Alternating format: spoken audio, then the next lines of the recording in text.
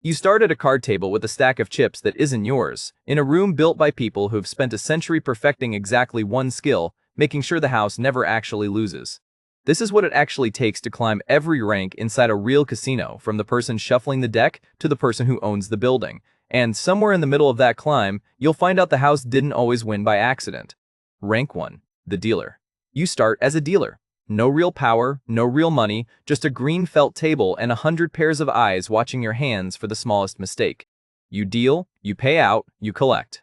Every motion is drilled until it's automatic, because a dealer who hesitates gets replaced, and a dealer who makes an honest mistake still gets blamed for it. You are being watched constantly, not just by players, but by cameras above your head recording every single card. You are, at this rank, the most replaceable person in the building. But you learn something nobody tells you before you start. The games aren't rigged, they don't need to be. The math is already built to make sure the house wins over time, every time, on its own. You're not tricking anyone, you're just running the machine exactly as designed. Rank TW2, the floor super.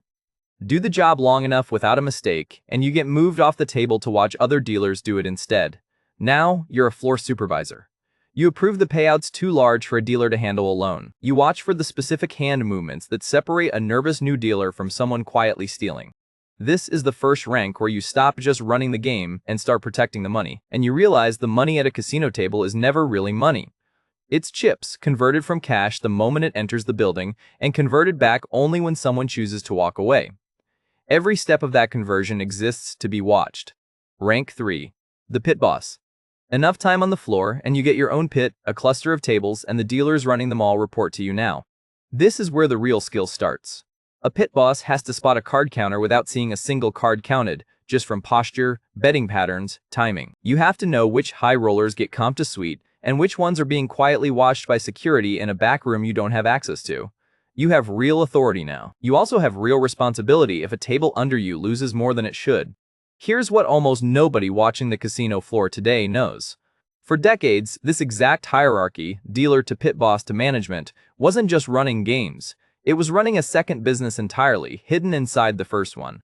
Through the middle of the last century, major organized crime families held real ownership stakes in some of the biggest casinos in Las Vegas.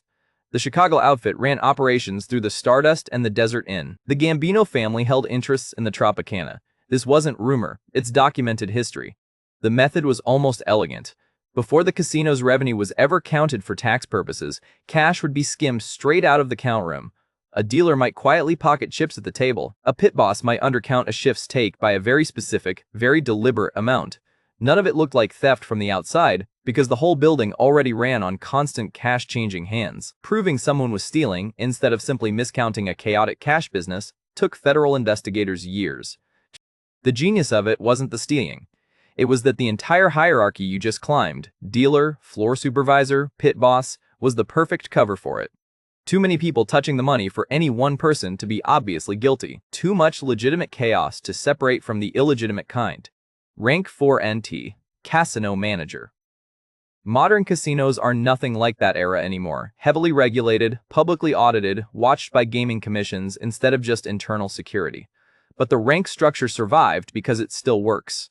As casino manager, you're no longer watching individual hands. You're watching the entire floor's numbers in real time, table by table, game by game, spotting patterns invisible from the pit. You decide who gets banned, who gets comped, who gets flagged to the gaming board. The pressure changes shape entirely. It's no longer about one dealer's hands. It's about whether the entire floor's numbers make sense by the end of the night. Rank 5, the owner. And at the very top sits the owner, the person the entire pyramid beneath them exists to protect. Here's the strange part almost nobody expects. The owner doesn't need to watch a single card. The math the dealers were running on instinct at rank 1 is the same math protecting the owner's money at the very top, just multiplied across thousands of hands a day, every day, forever. The house doesn't win because someone at the top is clever. It wins because the game was built to win before the first card was ever dealt. The owner's actual job isn't beating the players. It's making sure nobody inside the building, at any rank, quietly beats the house instead. So the climb goes: dealer, floor supervisor, pit boss, manager, owner. 5 ranks, more authority at every step, and less physical distance from the actual games at every single one of them. The house always wins. That was never a threat. It's just what happens when an entire hierarchy, top to bottom, exists for exactly one purpose, and has for 100 years. If a story like this is your kind of thing, subscribe. There's more of these coming. And I'm curious, out of every rank in that climb, which one do you think you'd actually survive? Let me know in the comments. Thanks for watching. If this helped you understand your own sleep a little better, hit subscribe for more videos like this one. And let me know in the comments, what should I cover next?